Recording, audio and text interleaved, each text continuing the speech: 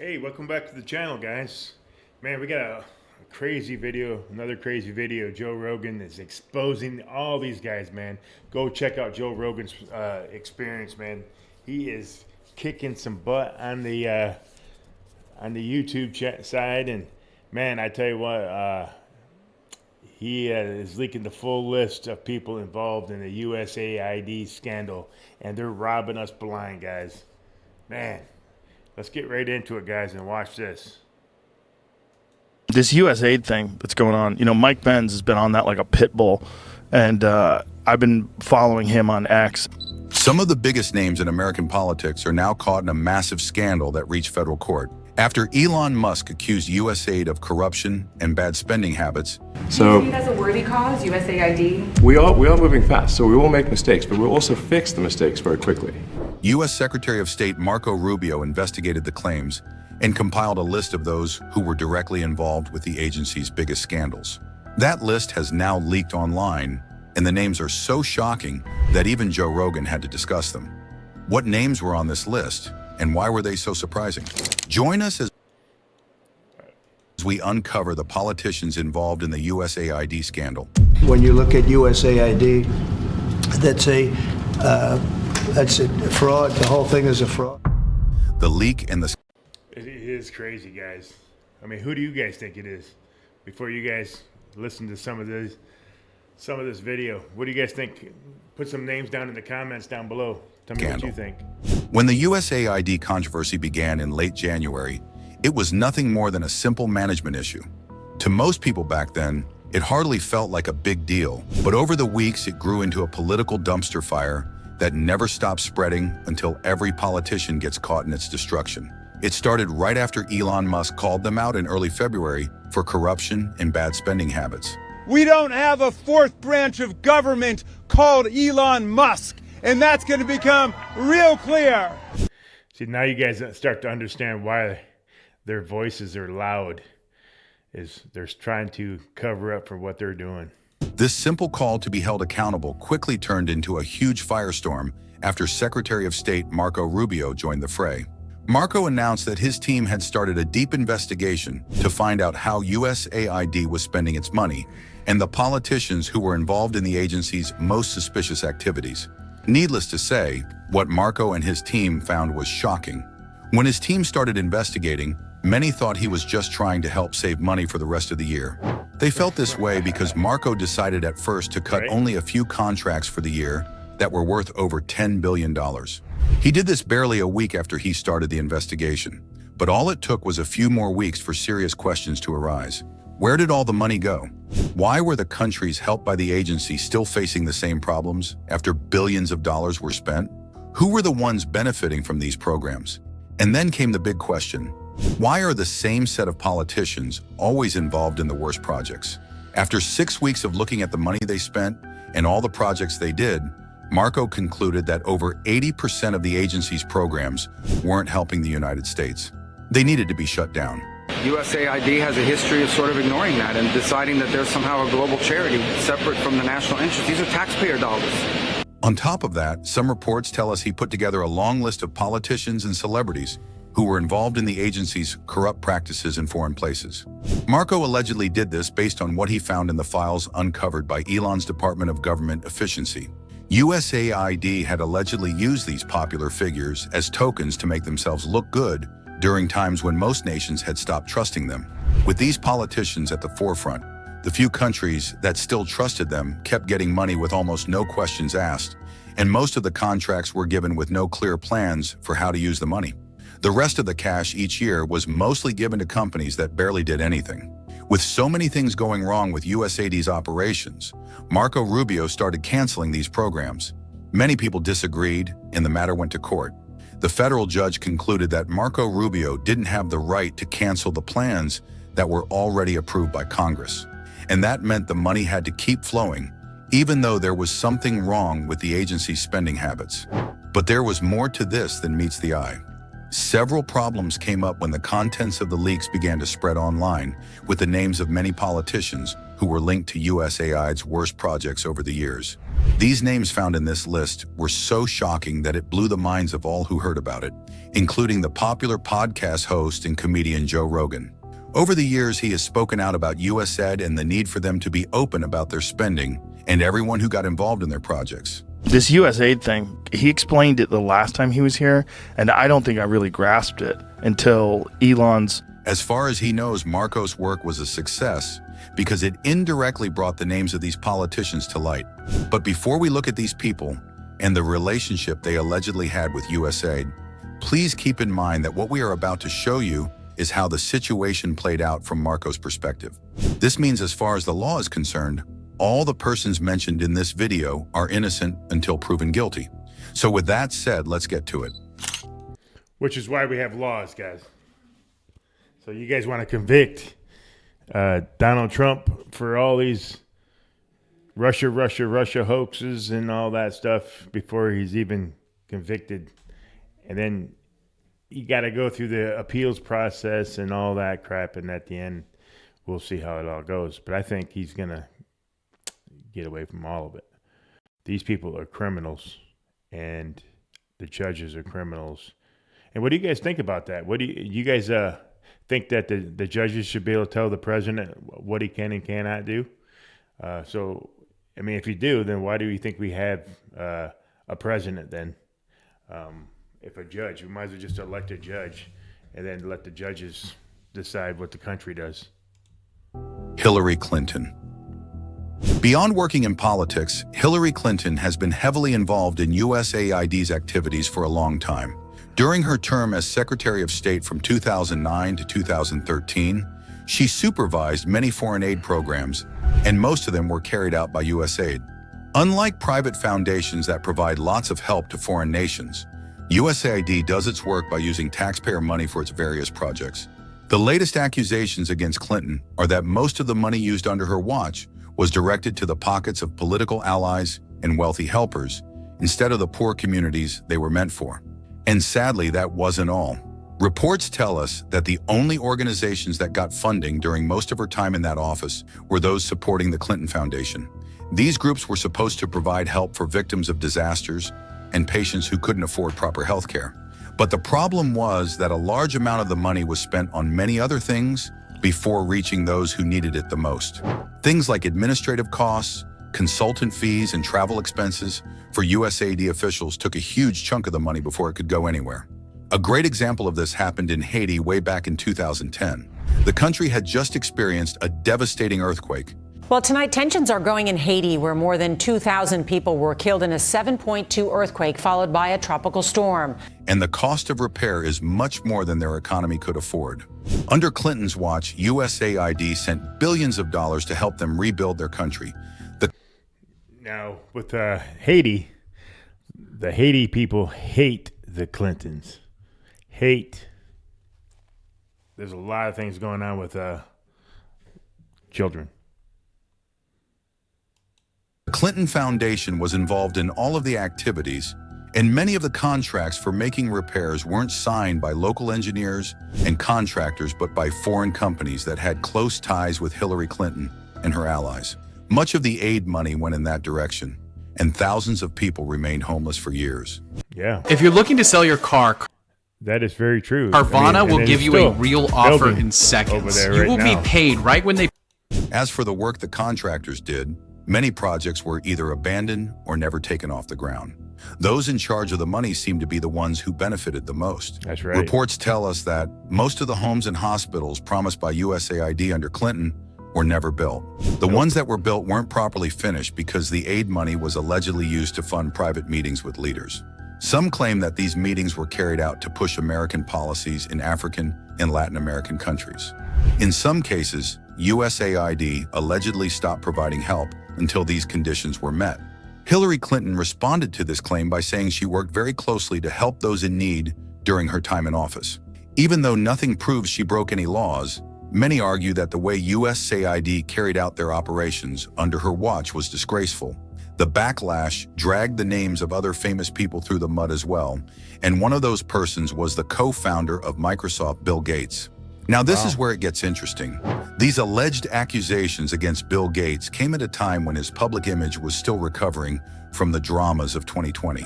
Before then, Bill Gates was known for a long time as a philanthropist, pumping billions of dollars to charity mainly through the Bill and Melinda Foundation. Through this, Bill Gates has improved healthcare in various nations around the world, especially under the watch of Hillary Clinton as Secretary of State. Or at least that is what we've been told. You see, from the moment Elon Musk started investigating USAID up until the recent leaks referred to by Joe Rogan, Bill's name kept coming up as a vital part of the issue, and the Yeah, but there's all kinds of things with Bill Gates, with the vaccines and all that. It's not looking good. Accusations began when USAID allegedly started granting huge sums of cash to his charity programs. The problem quickly went public when some reports claimed that the projects they funded were designed in a way that only helped greedy prescription companies rather than the sick people they were meant for. This is because, as far as the current reports are concerned, after over a decade of USAID getting involved in his foundation, the healthcare system in most of these places is still as bad as it ever was. A lot of people with terminal cases still cannot afford the treatment they need, and health insurance is almost non-existent in countries like Nigeria and Mozambique. Even though Bill's foundation has reportedly done some good, many reports say that they only cause more harm in the long run. Most of the health systems they establish in poor countries depend on expensive methods of treatment without providing better and cheaper options that work. Because of this, some governments in Africa and Asia allegedly felt pressured to sign agreements that required them to buy expensive treatment options from premium health companies, because the established systems built at the roots were too costly to begin with. This way, the ones who truly benefited were the higher-ups in the premium pharmaceutical companies who got richer because the African and Asian governments had no choice but to buy their expensive products. In the end, the wealthy higher-ups got richer. Oh, and they throw Donald Trump in there. That's a good one. While the sick and poor only got worse. The same problem went beyond healthcare into other sectors like agriculture and biotechnology. When it comes to agriculture, the foundation's biggest focus has been on creating better versions of crops that grow faster and produce more fruits. These better versions were known as genetically modified crops, and Bill's foundation spent millions of dollars saw them as a potential means of fighting world hunger. The big idea was that the new versions of crops would provide over twice as much yield and make food cheaper and easier to get. The big problem was that the seeds for these crops provided by USAID were too expensive for the average farmer. Even if the farmers decided to make the seeds by themselves, the cost of the chemicals needed to make them work was also very expensive. Many supermarkets preferred selling products from genetically modified crops and stopped supporting local farmers. Because of this, the only ones who truly benefited were the large companies producing the expensive chemicals. These accusations were very believable because of USAID's reputation for helping poor people in the past. Though the money spent was meant for assisting the poor, most of it ended up in the pockets of big companies without reaching the rural communities they were meant for. This makes most of the projects carried out by Bill's foundation a waste as far as helping the needy is concerned. And just as it was with Oprah Winfrey, the timing of these problems matches almost perfectly with the time when many countries were going through major health emergencies. For example, we all remember the global disaster that came with 2020. All through the year, the leaders of many nations were under pressure to act quickly without taking time to count the cost and making sure everything was spent properly. And the big claim is that USAID used these projects to favor certain businesses in the name of foreign aid. They try to prove this by pointing at the negative effects USAID caused through its work with Bill's foundation. Instead of improving the healthcare system of developing countries, it only made treatment more difficult and more expensive. Instead of making life easier for lower-class farmers, it allegedly took their jobs away in favor of premium companies that sell expensive chemicals for improved crop products. Yeah, it's all NGOs. And where is Bill Gates nowadays? Curious. Supporters claim that even though he had good intentions, he should have known about the many scandals that came with USAID getting involved in private charities. Bill Gates responded to the problem by denying all the accusations. He argued that his foundation has always been about improving the lives of others. None of them comes close to what you are about to see. John Kerry. From 2013 to 2017, one of the strongest voices against climate change and conservation was John Kerry. The notion that somehow dealing with climate is coming at their expense. No, it's not. Throughout the time he served as Secretary of State, he worked closely with USAID to make sure many of the projects focused on fighting global warming. Reports tell us that John Kerry worked very hard along with USAID to get various nations to agree with each other on what to do about climate change. And most of his focus was on the developing countries that relied too much on fossil fuels. That was all we knew back then as far as the media was concerned.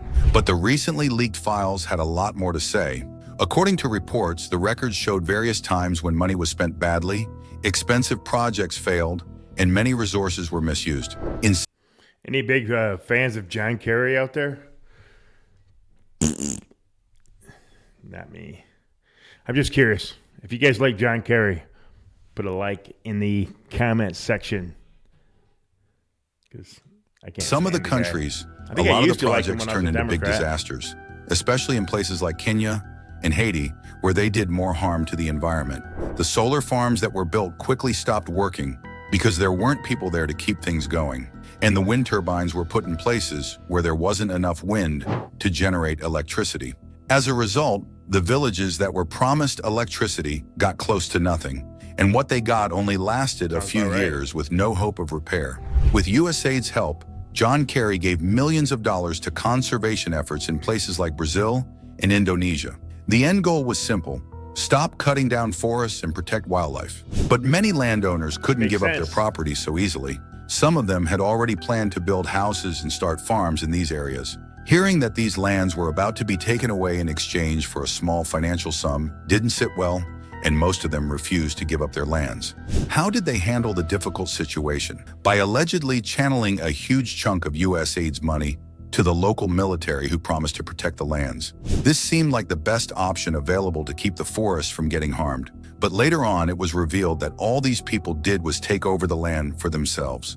And after doing that, they allowed people to cut down trees and hunt animals in those places in exchange for huge sums of cash. This was very painful for a lot of landowners who gave up their properties only to see them misused by corrupt people from the military. Worse yet, according to the records, some of these forests that were all allegedly protected were never in danger to begin with. If this was true, then it meant that the millions of dollars spent so far had been for nothing. Hard-working locals and farm owners were pushed away from using their lands, and it was all for nothing. Before news about this went public, many well-known figures admired what John Kerry was doing with USAID's help and wanted to be a part of it. And one of these people who later got dragged into controversy was Leonardo DiCaprio. How did he get involved in this mess? The answers are quite surprising. You see, beyond his good I heard he was on the Diddy list. I can't confirm or deny that. looks and acting skills, Leonardo DiCaprio is also known for his unique love and passion for the environment. Throughout his career, he has donated millions of dollars to fight climate change and protect forests around the world. His efforts to protect endangered animals from going away have been praised by scientists across the globe. But as you might expect at this point, everything turned bad when USAID started getting involved in his projects as well. After John Kerry and USAID began to publicly support Leonardo's foundation by funding the projects under his initiative, several cracks began to appear along the way. For one, some of the projects that were linked to Leonardo's foundation were partners with companies that had a long history of harming the environment. The records imply that these companies used programs that were backed up by USAID and Leonardo's foundation to make themselves look good. And they did this while also keeping up with harmful practices in other forests that weren't protected.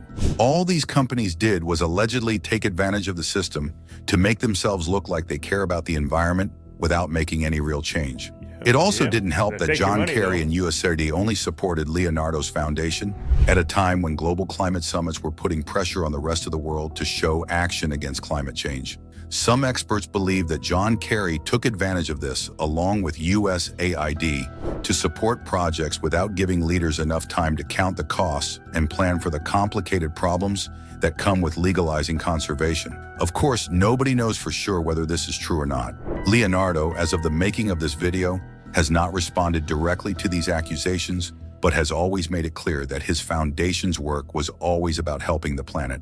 As far as he's concerned, how John Kerry and USAID failed to play their part in this is their story to tell, not his. So whether or not Leonardo knew about these issues and chose to focus on his part of the deal, his name is now tied to this growing controversy that is making people rethink how true conservation works compared to anything we've done in the past.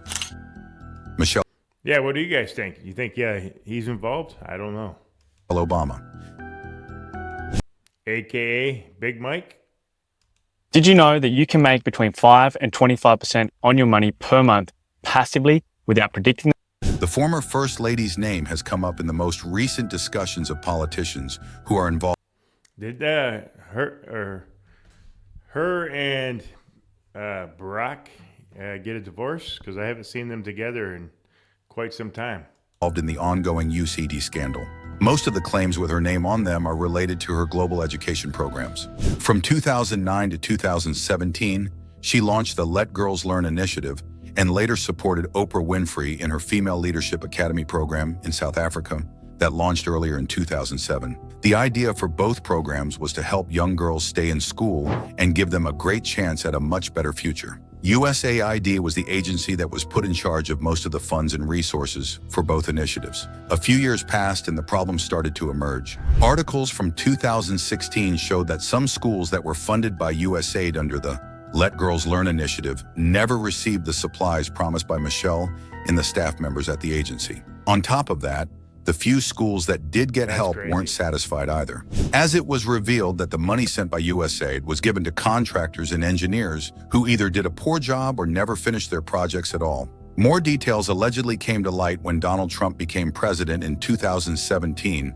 and decided to end the Let Girls Learn initiative. What was his reason for doing this? Well, according to an official statement, the leaders within the program were never open about their spending habits ever since it launched. The Trump administration was all set to get rid of a program called Let Girls Learn. The schools they supported in Ethiopia ended up having more problems than they had before USAID arrived. The meal programs approved by Michelle Obama to make sure every child had food at school never worked in the long run. By 2018, reports showed that large amounts of the food were either stolen or spoiled before reaching the students. Some local officials were accused of selling the food on the black market at a very high price, while the food that spoiled along the way only did so because of bad planning and slow execution. If that was all that allegedly happened, perhaps Michelle Obama wouldn't be in a much better spot today as far as USAID is concerned.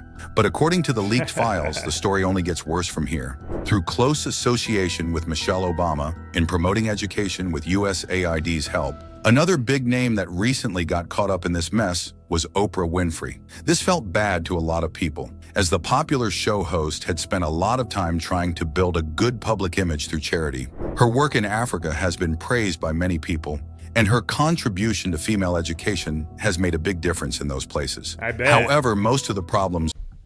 When they say female, they mean kids.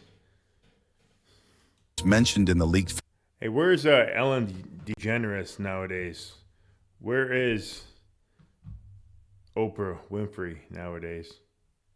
Files point back to a major scandal that happened back in 2007 because of her association with USAID. That was the year when Oprah Winfrey launched the famous Leadership Academy for Girls in South Africa. This academy was launched in her name, and it helped many young females get an education at a time when it wasn't very common. Many at first loved Oprah for granting those girls a chance at having a better future, but everything changed when USAID got involved. By the following year, many stories came up that accused Oprah of never being the person in charge of providing resources for the school. According to those sources, it was USAID that was granting everything the school needed to function. They claimed that Oprah Winfrey was just a name attached to the whole thing to make the program look better than it truly was. Why did they do this? Because even back then, people were not very comfortable with USAID's work in Africa. Some leaders at the time were concerned that the agents working for USAID were trying too hard to force their values on them. Some of these practices, were seen by the natives as sacred, and having foreigners try to take all that away in exchange for a small grant just didn't feel right. During that time, the agency was accused of using aid as a tool for gaining influence over foreign affairs, rather than helping people as it should.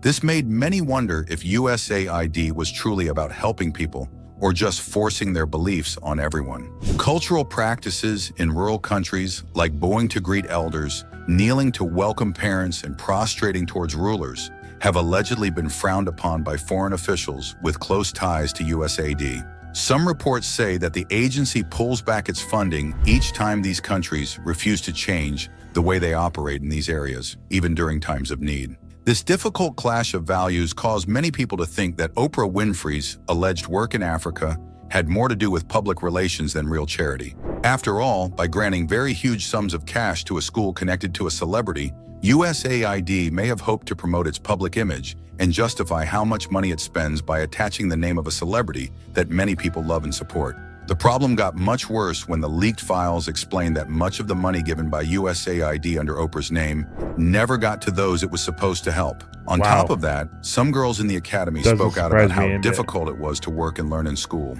The living conditions in these learning places were almost unbearable. Food always ran out as quickly as it came in, and many staff members who worked there were selfish and opportunistic. Some of the crimes these people were accused of are too vile to mention in this video, but made a lot of waves when they got exposed from the leaked files. The growing situation got so bad that Oprah Winfrey had to take direct action against these problems when she heard about the situation.